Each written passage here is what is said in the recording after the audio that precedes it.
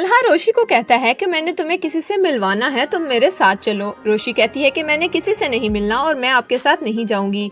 जिस पर तलहा कहता है कि रोशी मैं तुमसे रिक्वेस्ट कर रहा हूँ कि मेरे साथ चलो।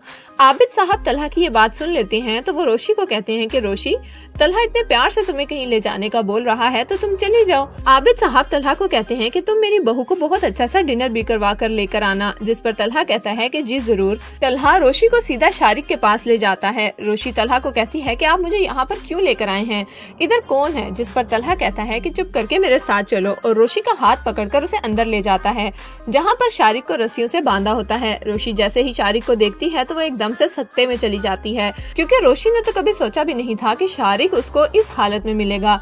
रोशी तलहा को देखती है और कहती है कि शारिक आपके पास था। जिस पर तलहा कहता है कि हाँ, उसने तुम्हें नुकसान पहुंचाने की कोशिश की, इसने तुम्हारी इज्जत दांव पर लगाने की कोशिश की और मैं कैसे बर्दाश्त कर सकता था, इसीलिए मैंने इसको अगवा कर लिया। जैसे ही शारिक रोशी और तलहा को देखता है वो फौरन से बोलने लगता है कि रोशी मुझे माफ कर दो, सर तलहा आप भी मुझे माफ कर दे, मैं आइंदा कभी भी ऐसा नहीं करूंगा। जिस पर तलहा कहता है कि नहीं, अभी तुम्हारी सजा खत्म नहीं हुई, तुम एक निहायत ही घटिया इंसान हो। जितनी अजियत तुमने रोशी को पहुंचाई मैंने तुम्हें उतनी ही अजियत देनी है ताकि तुम्हें उसकी तकलीफ का अंदाजा हो सके। रोशी जब शारिक को इस हालत में देखती है तो उससे रहा नहीं जाता। वो तलहा को कहती है कि मुझे यहाँ पर नहीं रुकना, आप प्लीज यहाँ से चलें। तलहा रोशी को कहता है कि तुम अपने आप को संभालो, हम जा रहे हैं, और रोशी का हाथ पकड़कर वहाँ से बाहर आ जाता है। रोशी काफी ज्यादा परेशान हो जाती है और तलहा इस चीज को समझ जाता है कि रोशी बहुत ज्यादा डिस्टर्ब हो चुकी है।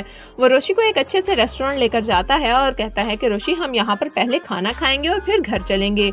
रोशी कहती है कि तलहा मेरी तबीयत ठीक नहीं है, मैंने कहीं नहीं जाना, मुझे प्लीज घर ले चलें। लेकिन तलहा बजिद था और कहता है कि नहीं, पहले हम खाएंगे और फिर ही घर जाएंगे।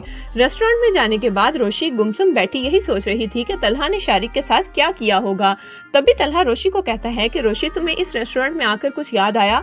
जिस पर रोशी कहती है कि नहीं, आप किस बारे में बात कर रहे हैं। तो तलहा कहता है कि शायद तुम अपनी दोस्त के साथ उस टेबल पर बैठी थी और मैं सबीका के साथ इस टेबल पर। तलहा हाथ के इशारे से रोशी को समझाता है जिस पर रोशी को सब याद आ जाता है। उसे अपना फेलियर का केक काटना भी याद आ गया और तलहा और सबीका की मंगनी टूटना भी। तलहा कहता है कि रोशी मैं तुम्हें इसीलिए यहाँ पर लेकर आया हूँ ताकि मैं तुम्हें सबीका की हकीकत से भी वाकिफ कर सकूं। मेरा सबीका के साथ कोई ताल्लुक नहीं, वो सिर्फ मेरी एक अच्छी दोस्त थी। पहले तो मैं समझा कि वो मुझसे शादी करने में इंटरेस्टेड है, लेकिन उसने मुझसे मंगनी तोड़ दी। उसके बाद जब वो मुझे दोबारा मिली और मुझसे शादी की ख्वाहिश जाहिर की तो मैंने उसको गलती समझकर माफ कर दिया, लेकिन वहाँ मैं गलत था। मुझे उस सबीका पर भरोसा नहीं करना चाहिए था क्योंकि उसने एक दफा पहले भी मुझे धोखा दिया। तुम्हारे आने से पहले सबीका का चैप्टर हमेशा के लिए खत्म हो चुका है। तुम्हें इस बात का गिल्ट है कि मैं सबीका से शादी करना चाहता था, लेकिन मजबूरी में मैंने तुमसे शादी कर ली, तो ऐसी कोई बात नहीं। रोशी मैं तुमसे मोहब्बत करता हूँ और मैंने तुमसे शादी कर ली। रोशी ये सारी बातें सुनकर बहुत हैरान हो जाती है और दिल ही दिल में बहुत खुश हो रही थी क्योंकि रोशी तो आखिरकार तलहा से पहले ही बहुत मोहब्बत करती थी।